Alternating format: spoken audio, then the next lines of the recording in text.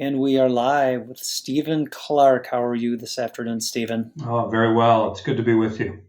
Thank you. Yeah, thanks for making time to come on the podcast, videocast. I don't. I guess I don't know. If it's. Do I call it a video podcast now? I don't know. When you add video, if you have to change the name of it or not. I'll have to. I'll Well, have to look up and see.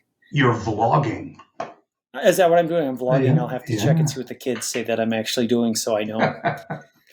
So I did some research on what exactly is business transformation, and I looked at the definitions, and they're kind of all over the board, and there's a lot of marketing that goes on, it seems like, when people talk about business transformation and what that means. But kind of a common thread, I would say, is if the enterprise is changing, or if something significant to the business in the business is changing that impacts the technology, people, process, at that point it becomes magic, that hits that magic threshold of business transformation. Would you agree, disagree with that?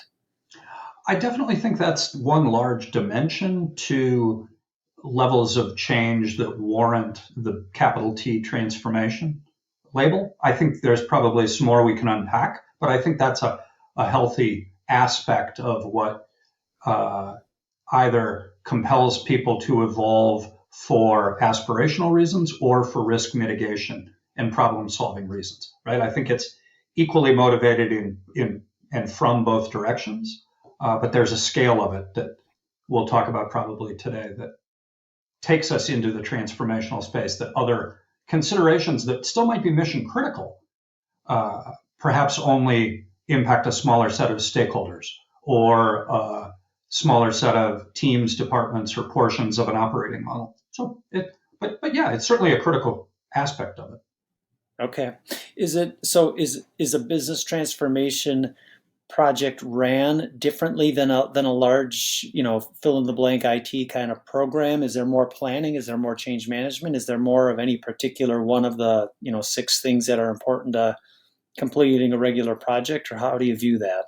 Well, I think I'd answer yes to each one of the sub questions, right? Which begins to unpack why they become complicated and fraught with risk if not given sufficient attention by folks who've been at the enterprise level and down in the weeds equally.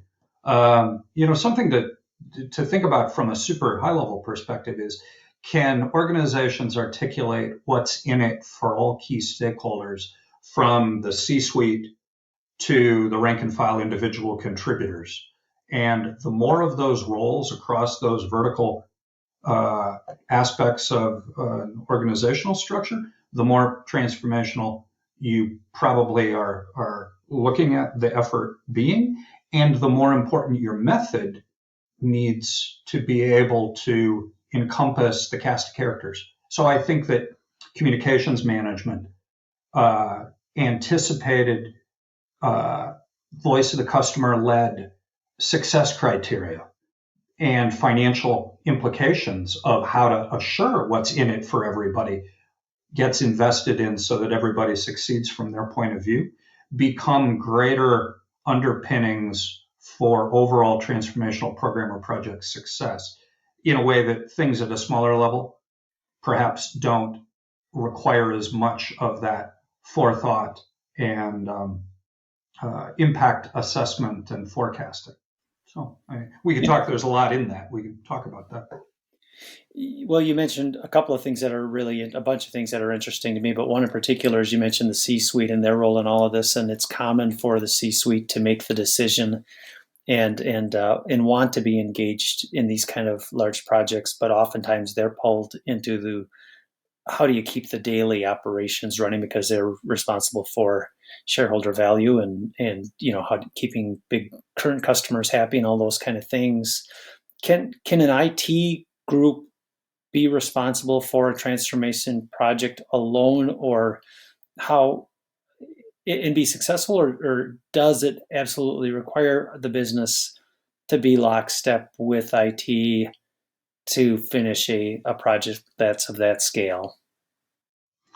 Well, even in organizations that think of themselves as predominantly technology oriented organizations, maybe they make technology products. They sell and deliver technology services. Even in those, what I'll call pure technology organizations, the ability for the CTO, the CIO, maybe the CISO, the Chief Information Security Officer, to succeed at ensuring adoption and behavior change and data quality and availability and system performance objectives requires they work hand in hand with their CFO and their head of human resources and strategic planning and chief operating officer and ultimately CEO and board. So thinking about how to reveal value from those different operating C leaders' vertical domains, what's in it for them, it almost is never, short of politics, in the technology team's least interest. There's always a benefit to collaborating, I think, and driving champion sponsorship, from as high a level as you have availability and a capacity to incorporate these kinds of championing messaging themes into that team's, maybe monthly cadence and reporting cascades communications for theme-based purposes, right? Not necessarily day in, day out, week in, week out, hands dirty overview, because they need to delegate that down and across. But certainly from a why perspective, being able to articulate how a whole organization going through a change curve is good for the whole organization internally and for their external customers. It's a shared mission, I think. Yeah, which makes sense. Is it when you walk in the door at a company that it says, "Hey, we're going to have a transformational kind of project. We need some advice." Do you have a playbook with a methodology when you walk in, or are you asking questions and trying to determine where their potential weaknesses are, and you put emphasis and a plan around based on that, or how do you approach it? Oh, so absolutely. I mean, this is a structured method with, lowercase m. It's not about tools. It's not about, formal interviews, although there are tools and discovery techniques that are really concrete and repeatable, and we bring those to the plate. What I often think about from a middle out perspective, meeting directors, senior managers, vice presidents, senior vice presidents, if not beginning at the C-suite, right? Living in the middle of operations, working up to the C-suite and down to individual practitioners, is we ask three sets of discovery-related questions. What processes work well today? What doesn't work well today? What practices that allow those processes to begin and end successfully are delegated to which stakeholders in which roles? And amongst all of that, amongst what's working and shouldn't stop, should continue and expand and be repeated, where are the pains from those stakeholders' perspectives?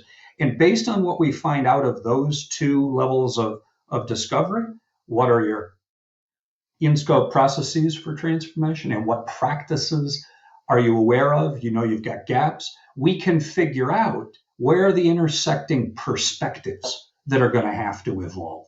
And that often is where we then begin to get involved with senior leadership who have the most long-standing, widespread level of insights, responsibility, and accountability to help take transformation to its conclusion. Because we think most big transformations are successful when people understand how to connect changes in perspective to changes in process and practice. So yeah, there's definitely a method. Nice. That's a great recap of how someone can approach it. So I'll end us here. Really appreciate your time this afternoon. And for everyone out there, you are listening and watching the Kelly Wendlandt Vlog podcast. Thanks, Stephen. Have a great evening and great weekend. Yeah, you too, Kelly. Thank you. Talk soon. Yeah, it's always a treat. Yeah, thanks. Bye.